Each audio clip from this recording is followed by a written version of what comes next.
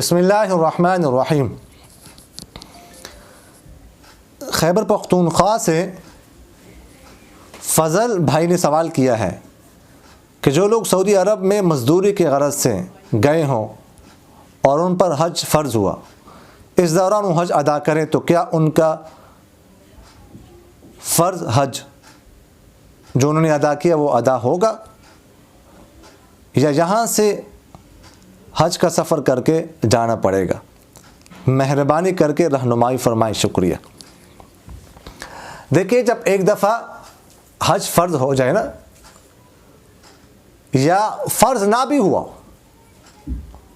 کسی نے حج کر لیا، حج فرض کر لیا، فرض حج کر لیا، ادان اس پر فرض نہیں تھا یا فرض تھا اور اس نے کر لیا، تو کہیں سے بھی کر لے تو وہ حج ادا ہو جائے۔ مثلا کوئی شخص پاکستان کا ہے اور وہ سعودیہ میں رہ رہے ہیں، حج کے دنوں میں اس نے وہاں پر حج کر لیا، یا کوئی پاکستان کا ہے وہ قطر سے کر لیتے ہیں حج، متحدہ عرب امارات سے کر لیتا ہے، تو یہ حج اس کا ہو جائے گا۔ اور دوسری بات یہ ہے کہ جہاں پر وہ رہتا ہے، جس علاقے کے، وہاں سے حج کرنا ضروری نہیں ہے، کہیں سے بھی حج کوئی کر لے تو اس کا حج ادا ہو جاتا۔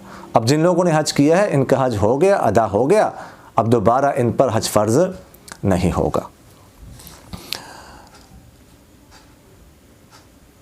ایک صاحب نے اس سوال کیا ہے کہ اگر کپڑوں پر یا جسم پر نجاست لگ جائے، اس کے بعد اس کو پاک کیا جائے، دھویا جائے، لیکن بدبو باقی رہیں، تو کیا وضو ہو جائے گا اور کپڑے پاک ہو جائیں گے؟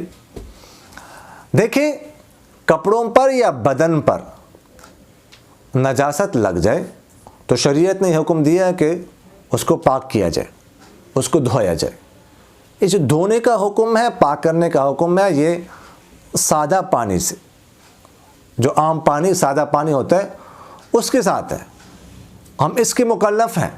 شریعت نے نہیں کہا کہ آپ اس کے لیے صابن استعمال کریں، اب اس کے لیے سرف استعمال کریں، نہیں، شریعت نے ہمیں اس کا مکلف نہیں بنایا۔ تو سادے پانی سے نجاست کو دھویا جائے، کپڑوں سے یا بدن سے، اور کوشش کی جائے، جتنا انسان کوشش کر سکتا ہے کوشش کی جائے۔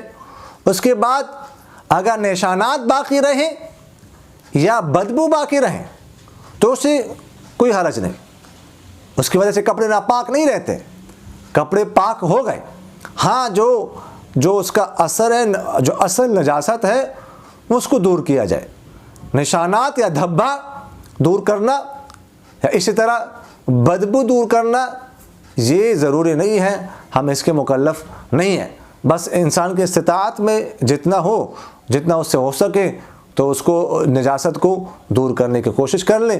باقی اگر کچھ رہ جائے، نشانات وغیرہ، دھبا وغیرہ یا بدبو وغیرہ، تو اس کی وجہ سے کپڑے پاک ہو جائیں گے اور اس پر وضو بھی ہوگا، اور انہی کپڑوں کے ساتھ اسی جسم کے ساتھ نماز پڑھنا یا دیگر عبادات کرنا، یا جو ہے وہ نوافل پڑھنا، یا اسی طرح طواف کرنا وغیرہ ذالک سب کو جائز ہوگا، اس میں کوئی کسی قسم کا کوئی حرج لازم نہیں آئے گا۔